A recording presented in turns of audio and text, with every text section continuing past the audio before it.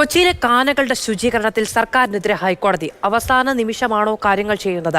ഒരു master plan വേണ്ടേ എന്ന ചോദ്യം കോടതി ഉയർത്തുന്നു. കോടതി തുടർച്ചയായി ഇടപെട്ടിട്ടും നടപടികൾ കാര്യക്ഷമമാകുന്നില്ല എന്നും പരാമർശമുണ്ട്. രാഗിൻ വിവരങ്ങളുമായി ചേരുകയാണ്. രാഗിൻ, കഴിഞ്ഞ മഴയുണ്ടായപ്പോൾ കോടതി ചോദിച്ചതാണ് ഒരു മാസ്റ്റർ പ്ലാൻ വേണ്ടേ എന്ന ചോദ്യം ഹൈക്കോടതിയിൽ നിന്ന് തന്നെ എത്ര തവണയുണ്ടായതാണ്. കഴിഞ്ഞ ദിവസത്തെ വെള്ളക്കെട്ടിൽ ഹൈക്കോടതി ജസ്റ്റിസിന്റെ വീട്ടിൽ വെള്ളം കയറുന്ന അടക്കമുള്ള ദൃശ്യങ്ങൾ കേരളത്തിലെ എല്ലാ മാധ്യമങ്ങളിലൂടെയും ജനങ്ങൾ കണ്ടതാണ്.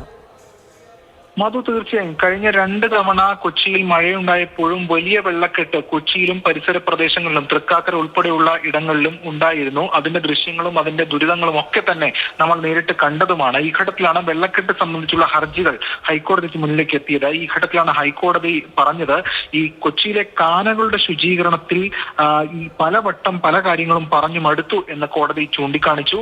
അതോടൊപ്പം തന്നെ അവസാന നിമിഷമാണോ കാര്യങ്ങൾ ചെയ്യുന്നത്, ഇതിലൊരു മാസ്റ്റർ പ്ലാൻ വേണ്ടേ എന്ന് കോടതി ചോദിച്ചു. കുറച്ചു നേരം മഴ പെയ്താൽ തന്നെ ജനങ്ങൾക്ക് വലിയ ദുരിതമാണ്. കോടതികൾ തുടർച്ചയായി ഇടപെട്ടിട്ടും ഇതിൽ കാര്യമായ മാറ്റം ഉണ്ടായിട്ടില്ല എന്ന കാര്യവും സർക്കാരിനും മറ്റ് തദ്ദേശ സ്ഥാപനങ്ങൾക്കും ഒക്കെ എതിരെയുള്ള വിമർശനമായി കോടതി മുന്നോട്ട് വെച്ചിട്ടുണ്ട്.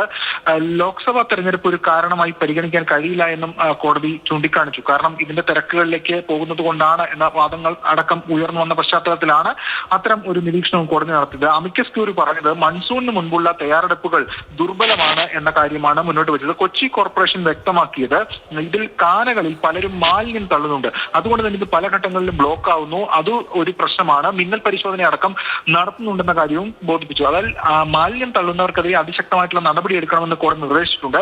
ഏതായാലും ഈ ഹർജികൾ വെള്ളിയാഴ്ച പരിഗണിക്കാൻ മാറ്റിയിരിക്കുകയാണ്. കോടതി കടുത്ത അതൃപ്തിയാണ് കൊച്ചിയിലെ വെള്ളക്കെട്ട് ഉൾപ്പെടെയുള്ള കാര്യങ്ങളിൽ ഇപ്പോൾ രേഖപ്പെടുത്തിയിരിക്കുന്നത്. രാഗിനാണ് വിവരങ്ങൾ നൽകിയത്.